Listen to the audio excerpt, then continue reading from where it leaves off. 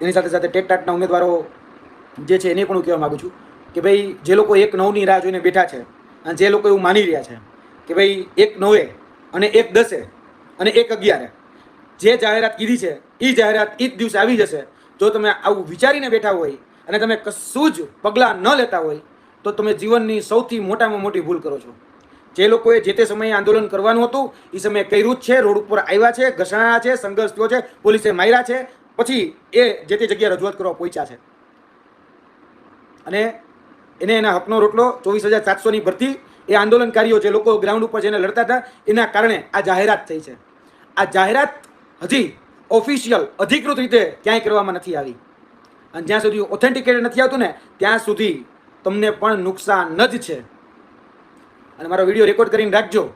ચલાવવું હોય ને તો 1/9, 1/10 અને 1/12, 1/11 એ ત્રણેય દિવસે ચલાવજો અને યાદ રાખજો કે એ દિવસે એ જાહેરાત નહીં જ આવે. જાઓ 1/9, 1/10, 1/11 જે જાહેરાત કીધી છે એ જાહેરાત નથી આવવાની, કારણ કે તમે બધા શાંત બેસી ગયા છો અને એ લોકો બિંદાસ થઈ ગયા છે અને બેલગામ થઈ ગયા છે. એક ઘોડો હોય ને, ઘોડો, એની ઉપર અંકુશ હોવો જોઈએ, લગામ હોવી જોઈએ. એ લગામ ક્યાંથી આવે ખબર છે?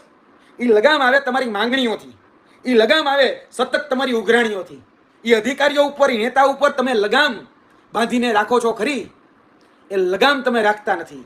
એટલે બધા જ લોકો બેલગામ બની ગયા છે. એ નેતા હોય કે અધિકારી હોય, એ બે લગામ છે અને ક્યાંય કોઈને તમારી કશી જ ચિંતા નથી. તમને એમ હોય કે ફલાણા અધિકારીઓ મારી ચિંતા કરે છે, ફલાણા નેતાએ કહી દીધું એટલે આવી જશે, શિક્ષણ મંત્રી આમ કહી દીધું, શિક્ષણ અધિકારી આમ કહી દીધું, હવે ફાઇનલ જ છે, પેંડા વેચી નાખ્યા, ફૂલાલ કરી નાખ્યા. ખૂબ ખૂબ આભાર, તમે ખૂબ સારું કર્યું, અમારું વતી તમારા પરિવારમાં ખૂબ શું કહેવાય શુભેચ્છાઓ આ બધું પાઠવી દીધું. યાદ રાખજો, અફસોસ સિવાય તમારા જીવનમાં કશું જ કાંઈ વધવાનું નથી. બીજી તારીખે મને યાદ કરજો, જો હું ખોટો હોય તો તમે કહો, હું આવવા તૈયાર. બરાબર? બીજી તારીખ યાદ રાખજો, 2/9, 2/10 અને 2/11. ત્યારે હું તમને આ વિડીયો રિપીટ કરજો કે યુવરાજભાઈ કહેતા હતા કે ભાઈ જે તે સમયે ઉઘરાણી કરવા હાલો, ઉઘરાણી કરો, લગામ રાખો, અંકુશ રાખો. બરાબર? આ ખરેખર જોઈ છે. બાકી બે લગામ ઘોડો છે ને એ ક્યારેય પોતાના ટાર્ગેટ સુધી ન પહોંચી શકે.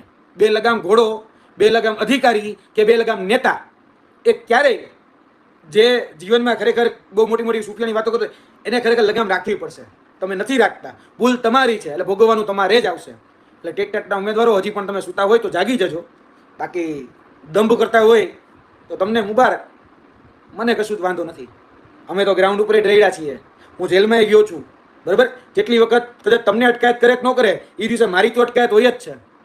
અને મને યાદ છે આજથી 1 વર્ષ પહેલાંનો એ દિવસ, 21 તારીખ ઓગસ્ટ મહિનો.